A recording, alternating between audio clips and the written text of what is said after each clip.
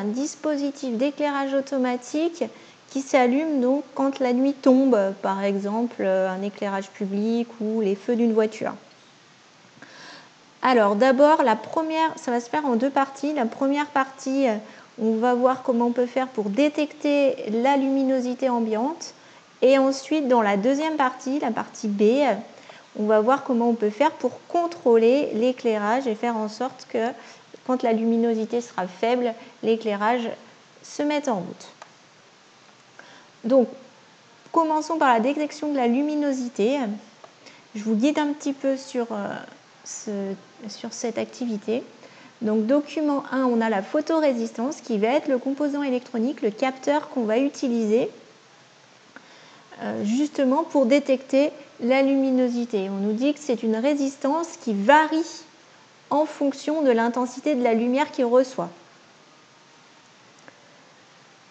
Ensuite, on a le document 2 qui est un microcontrôleur en photo, microcontrôleur Arduino. Et donc, à l'intérieur d'un microcontrôleur, il faut savoir qu'on a un processeur, comme dans un ordinateur, qui va pouvoir exécuter des programmes informatiques. On a aussi des mémoires pour pouvoir stocker les différentes informations au fur et à mesure que le microcontrôleur les traite. Et puis, on a des interfaces d'entrée et de sortie. Donc, il y a plein de fiches sur les côtés sur lesquelles on va pouvoir brancher différents périphériques. Et nous, notamment, on va brancher un capteur de lumière, qui s'appelle la photorésistance. On peut aussi brancher éventuellement un écran pour afficher des résultats. Mais nous, on ne le fera pas ici. Donc le microcontrôleur Arduino, ici, il y a un port USB pour pouvoir le relier à l'ordinateur et pour pouvoir téléverser des programmes informatiques dans le microcontrôleur. Donc on tape son programme informatique sur l'ordinateur et ensuite on envoie ce programme via le port USB au microcontrôleur qui va pouvoir le stocker dans sa mémoire et l'exécuter. Alors, document 3, on a le montage de détection de l'intensité lumineuse. On voit qu'on va devoir brancher une photorésistance avec une résistance de 220 ohms sur certaines broches du microcontrôleur. La tension UR aux bornes de la résistance de 220 ohms va être mesurée. Donc on va mesurer la tension entre ici et ici. C'est pour ça qu'on branche un fil ici qui est relié à A0 qui est l'entrée du microcontrôleur. Et puis l'autre fil sur ground qui veut dire la masse, autrement dit la terre, le potentiel 0 du microcontrôleur. Donc on va mesurer la tension entre ici et ici. C'est le microcontrôleur qui va faire ça en fait, automatiquement. Enfin, quand on lui aura écrit un programme, et voilà le programme qu'il faut écrire. Alors, vous voyez, je vous ai détaillé le programme un petit peu. Int valCapteur égale 0, ça veut dire qu'on va initialiser. Tout ce qui est après les petits traits ici sont des commentaires qui n'influencent pas le programme, ce sont juste des explications pour vous.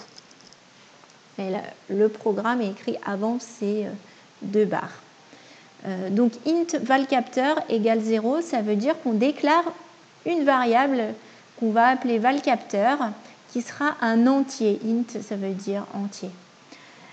Et on l'initialise à 0 au départ. Ensuite, dans void setup, on a toutes les actions qui vont se dérouler une seule fois au démarrage du microcontrôleur. Et donc la première action qui devra se dérouler, c'est de fixer le débit de communication en nombre de caractères par seconde entre l'ordinateur et notre microcontrôleur. Ça, c'est quelque chose qu'on écrit pratiquement dans chaque programme. Et ensuite, void loop, c'est la boucle qui va s'effectuer en permanence plein de fois pendant tout le temps où le microcontrôleur sera branché à notre ordinateur et qu'il exécutera le programme. Donc, la première chose qu'on lui demande, c'est de mesurer la tension sur la borne A0.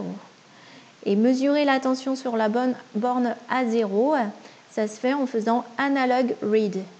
Donc en gros, il va lire la valeur au point A0, la valeur de la tension à la broche qui s'appelle ici A0. Et il va attribuer cette valeur à notre grandeur qui s'appelle valcapteur. La valeur qu'il va mesurer, ça va être un nombre entre 0 et 1023. 0, ce sera pour 0 volts, et 1023, ce sera quand on aura la tension maximale de 5 volts. Ensuite, on va lui demander de nous afficher à l'écran. Donc serial.println, ça veut dire d'afficher à l'écran dans ce qu'on appelle le moniteur série. C'est une partie du logiciel Arduino qui permet de faire ça. Donc, on va lui demander d'afficher à l'écran la valeur qu'il a lue, donc la valeur valcapteur. Et ensuite, on va lui demander d'attendre 500 millisecondes avant de recommencer la boucle depuis le départ. Donc voilà pour ça. Et je vais vous montrer tout de suite dans une autre vidéo comment vous allez faire pour réaliser ça, même si vous n'avez pas le matériel. Je vous ferai aussi une vidéo avec le vrai matériel pour que vous voyez comment ça se passe pour de vrai. Mais donc, vous, ce que vous allez devoir faire, c'est aller sur la simulation Tinkercad. Alors, je vous fais une autre vidéo pour vous expliquer comment on utilise cette simulation.